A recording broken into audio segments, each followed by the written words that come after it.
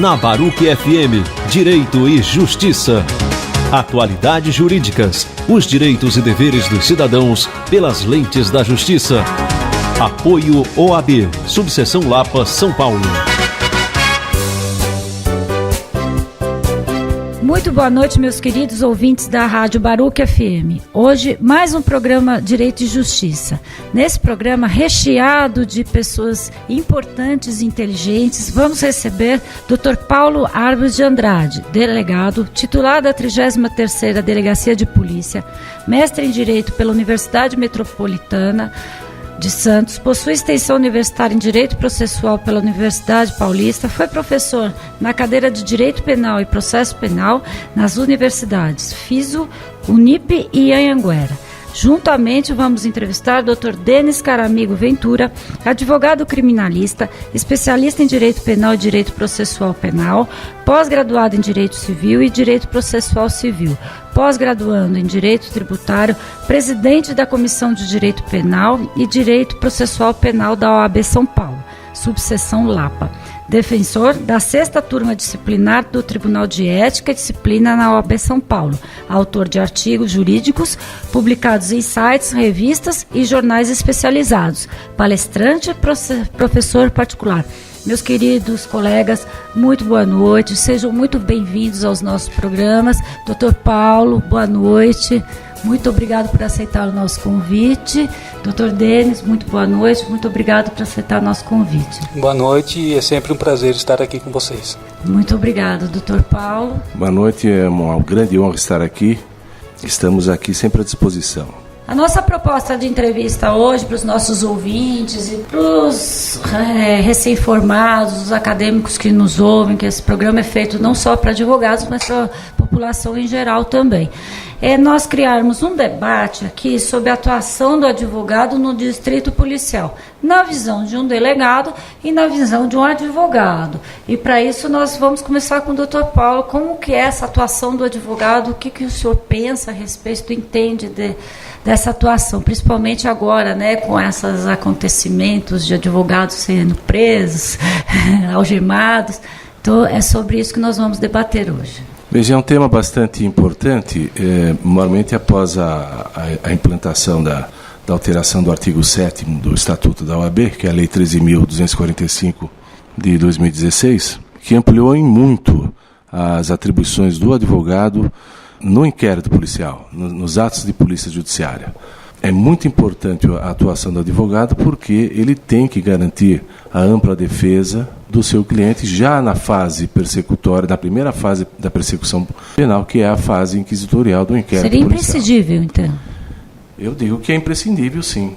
Mesmo porque o promotor de justiça, apesar de ele apenas no final do inquérito receber as peças de informação, o caderno apuratório, ele pode eventualmente, ele tem acesso direto aos autos do inquérito policial, mesmo porque o pedido de dilação de prazo vai ao Ministério Público e ele eventualmente pode se manifestar acerca de alguma diligência, se bem que a presidência é do delegado de polícia enquanto não concluído o inquérito.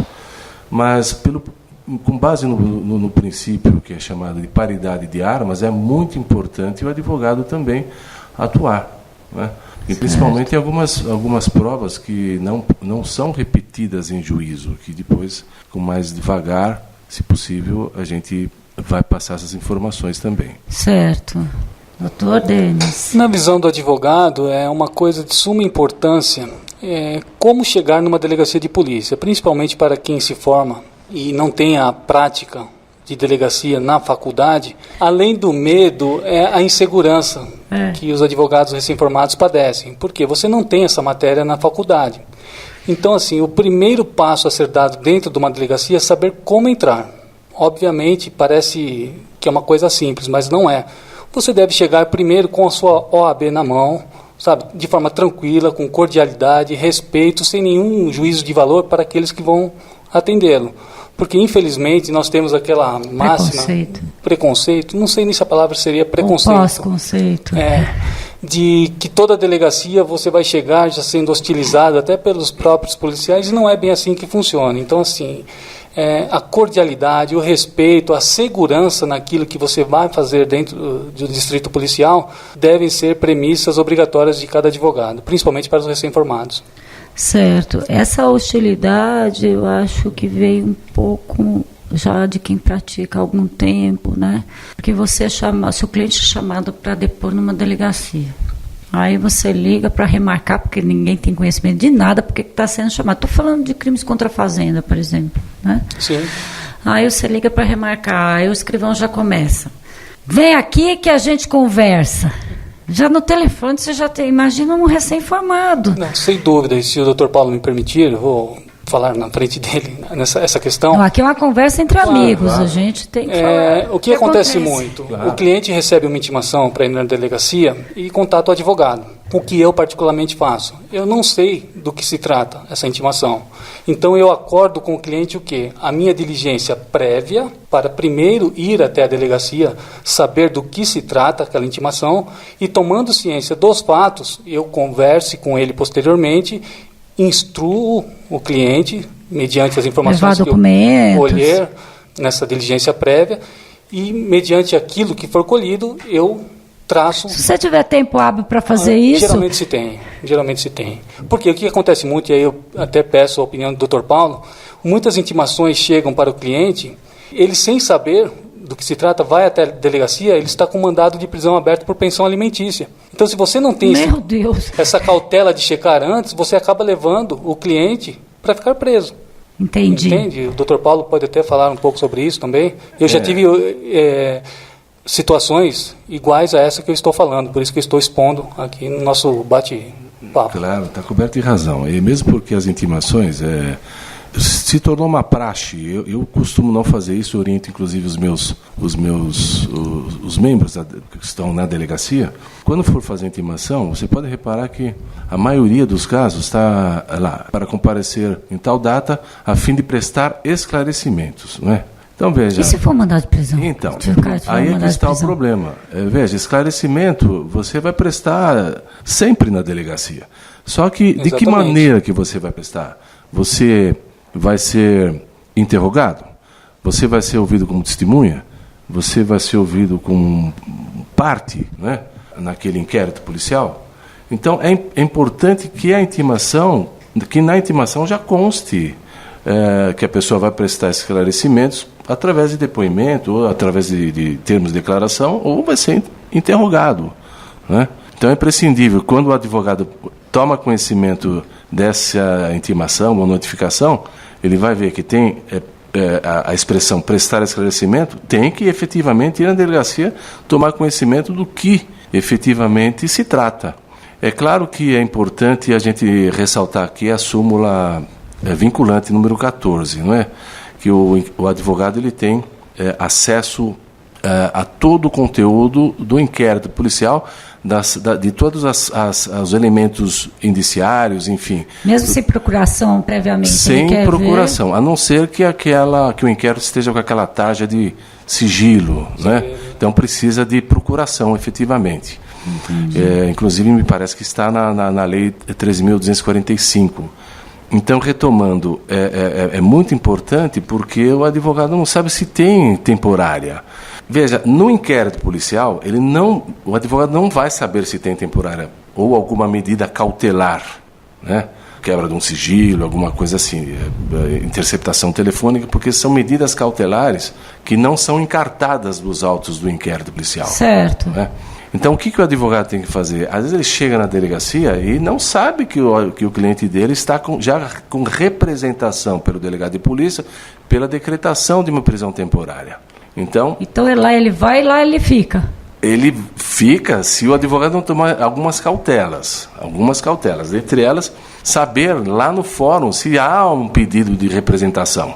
Sim, sem dúvida. Né? Porque na delegacia, veja, pensei nisso.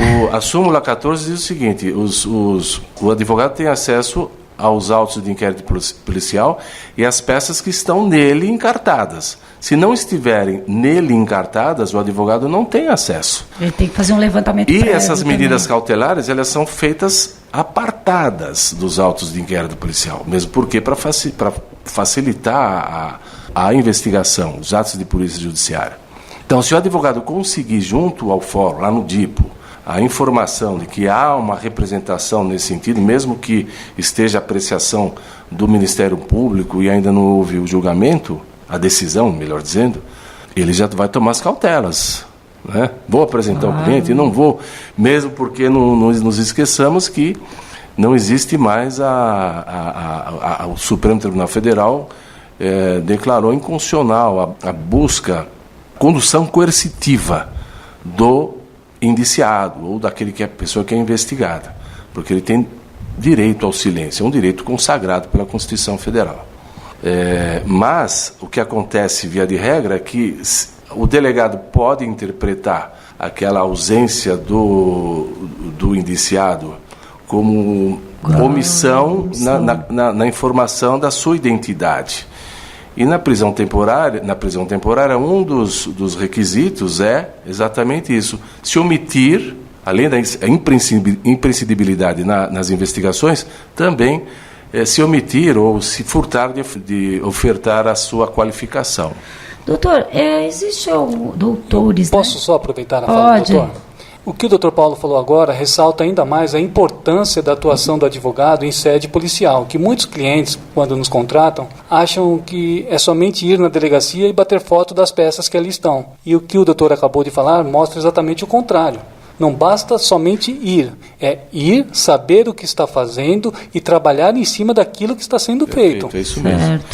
Mesmo porque a alteração... tirar foto qualquer um pode. A alteração... O advogado pode inclusive atuar... Mas isso, desculpa, só um instantinho, isso não é só no direito penal, não. Eu só tenho condições de falar... Em qualquer área, na minha, por exemplo, empresarial, não é muito fácil mandar um estagiário tirar foto. Exatamente.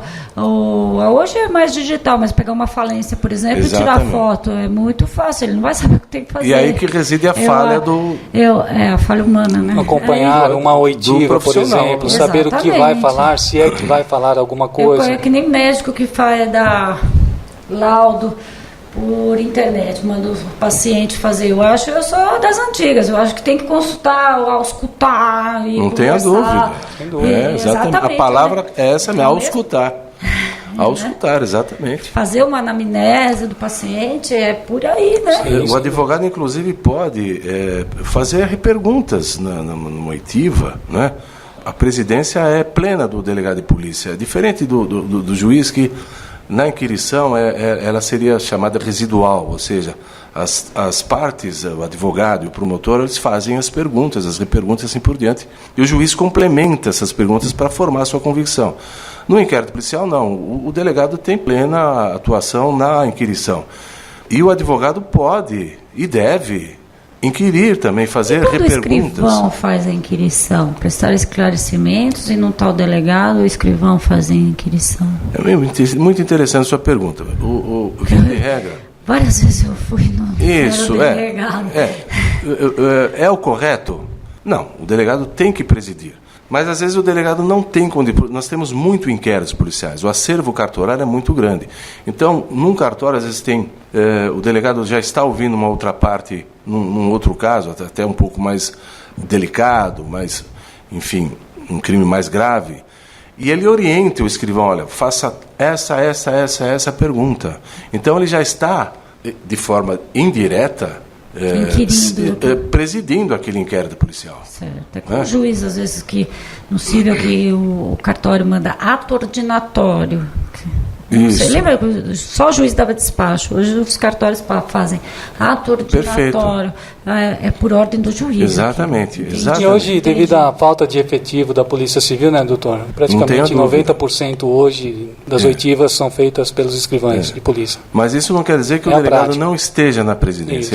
Ele já faz uma pré-formulação das seriam os olhos e os ouvidos do rei, né? Perfeitamente, Exatamente. Denis, me diz alguma coisa, tem alguma diferença, assim, vamos dizer, chegada na delegacia num caso de flagrante e num caso de não flagrante? Existe alguma diferença na postura? Excelente pergunta.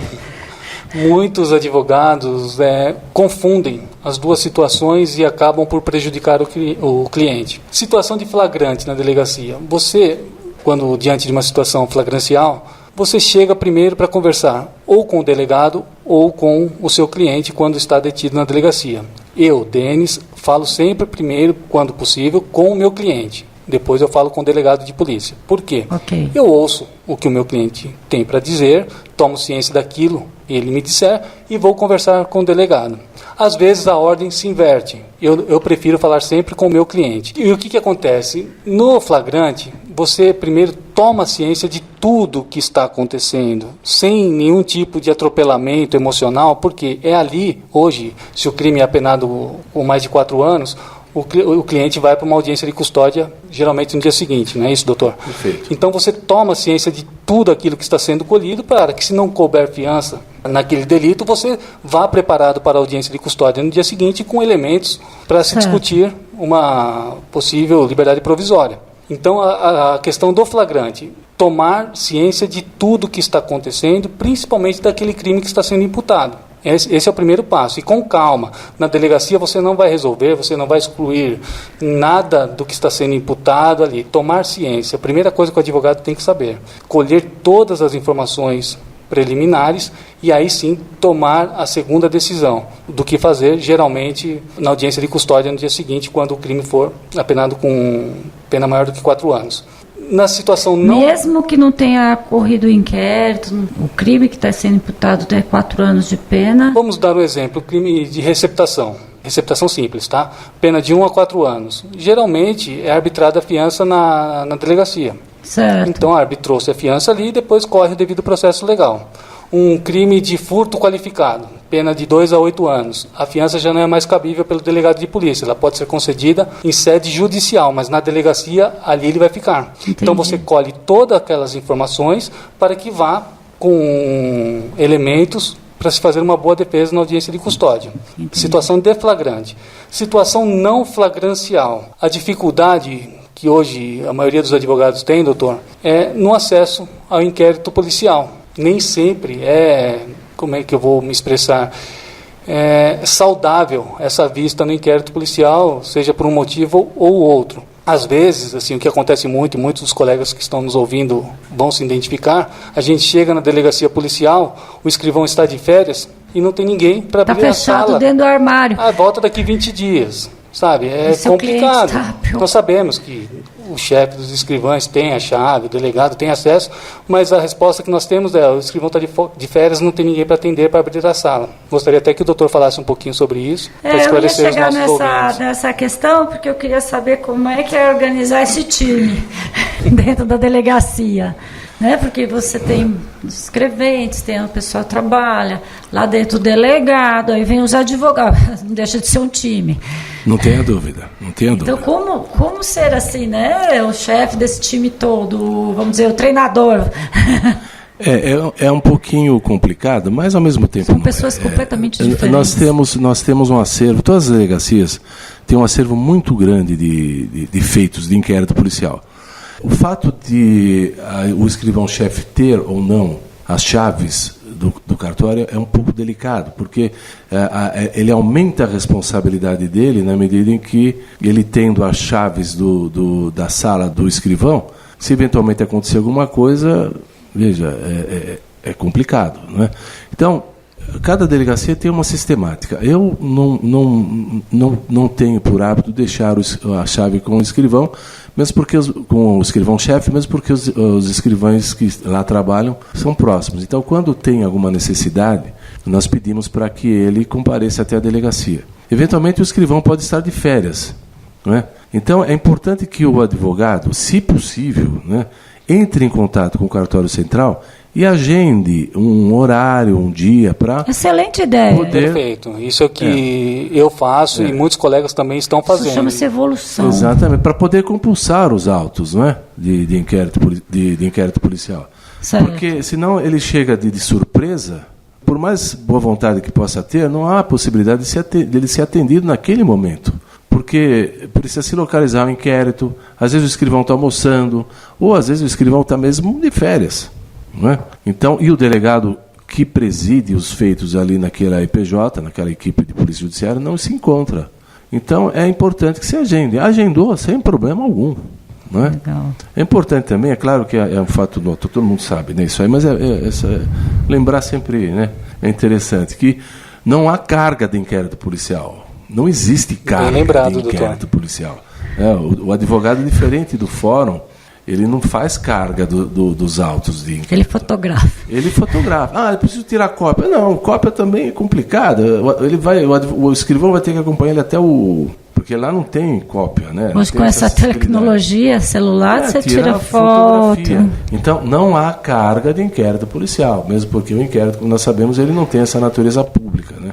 Como tem o processo. Ele é sigiloso. Só tem acesso ao advogado, o delegado, claro, o juiz e o promotor. Né? Agora me diga uma coisa, você faz reuniões mensais na delegacia? Como que você coordena esse pessoal todo? Você conta com os chefes dos escrivães?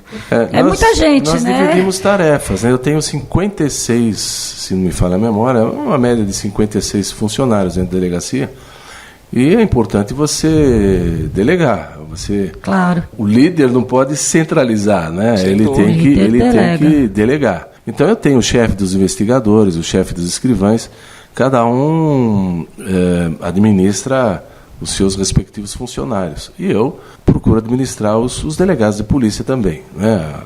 A forma como eles devem trabalhar, enfim, os diversos casos que se apresentam, e não são poucos, não. Agora eu queria fazer uma pergunta na área penal.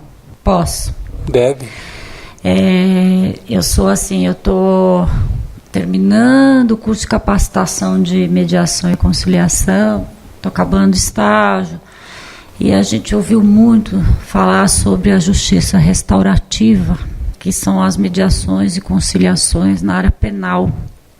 Então você coloca na mesma mesa a vítima e o acusado, né? E às vezes o que a vítima quer é um pedido de desculpa. Você nunca vai repor uma vida. A grande verdade dos fatos é essa, né? Essa justiça restaurativa na área penal eu acho assim muito complicado. Eu gostaria de saber o que vocês pensam a respeito disso. Acha que isso vai funcionar aqui? Você vai lá na favela no Rio de Janeiro e de repente seu filho toma um tiro lá e aí você vai se encontrar com o traficante. É uma relação muito complicada, né? Demais. Eu sempre costumo falar o seguinte, que não adianta mudar a lei enquanto o ser humano permanecer o mesmo. É muito complicado. Mas é difícil, né? Nós temos que morrer e nascer tudo de novo. Então, eu não sei o que deve ser feito, mas não vai ser somente a lei sendo alterada que vai mudar o comportamento do ser humano. Esse perdão é muito complicado. Exatamente. Como estávamos até falando antes de entrarmos no ar, eu e o Dr. Paulo, que nós temos a péssima mania de querermos tudo de imediato. Todas as medidas, principalmente as ditas criminais, porque muitas não são e assim são tratadas, nós queremos a curto prazo. Quando um planejamento sério, efetivo, realmente que possa serem colhidos alguns frutos, virão daqui 30, 40 anos no mínimo. Então, essa questão de justiça restaurativa, opinião minha, acho super válida.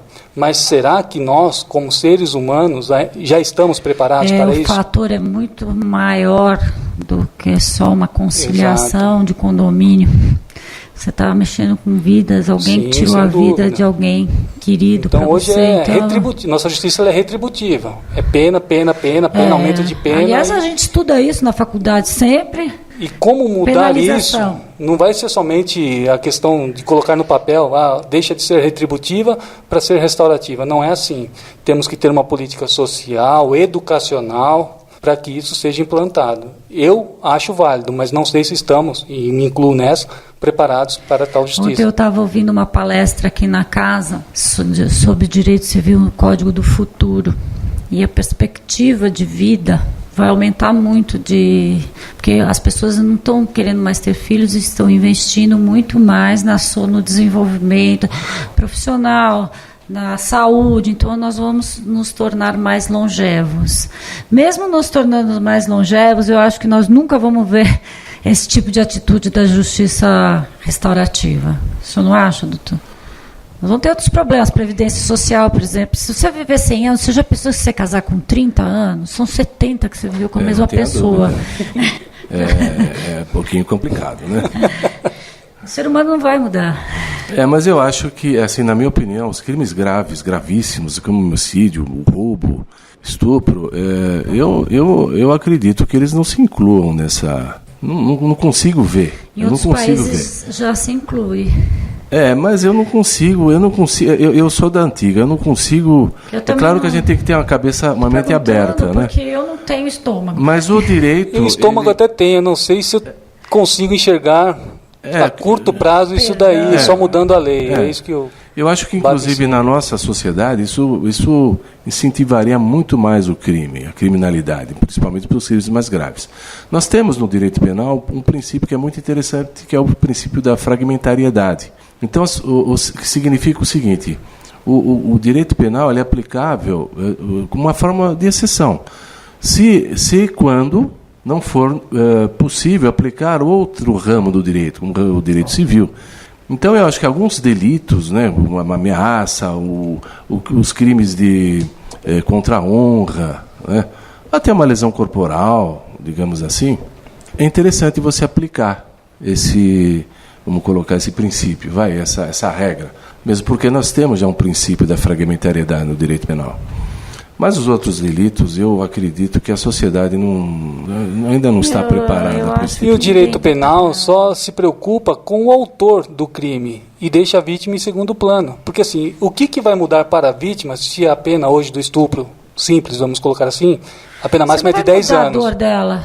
Então, a pena máxima... Se ele for condenado a 10 a 50 anos... Exatamente, é isso que eu coloco. Ela sofreu uma violência. A pena máxima no Brasil é de 30 anos. A pena para uma vítima, no caso sexual, ela é eterna. Então, assim, em vez de nos preocuparmos somente com o autor do delito, nós temos que nos preocupar também com a vítima, que ela quem sofre as mazelas as coisas têm do que crime. Vir mais aprofundadas, educacional, social.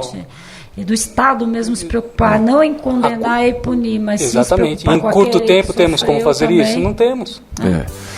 Muito obrigada, doutor Denis, por conceder essa entrevista. Doutor Paulo, muito obrigada pela sua companhia. Eu que agradeço. Meus queridos ouvintes da Rádio Baruch, hoje entrevistamos doutor Paulo Alves de Andrade e doutor Denis Caramigo Ventura. Muito obrigada pela sua audiência e pela sua paciência e até o próximo programa. Você ouviu na Baruch FM Direito e Justiça. Atualidades jurídicas, os direitos e deveres dos cidadãos pelas lentes da justiça. Apoio OAB, Subseção Lapa, São Paulo.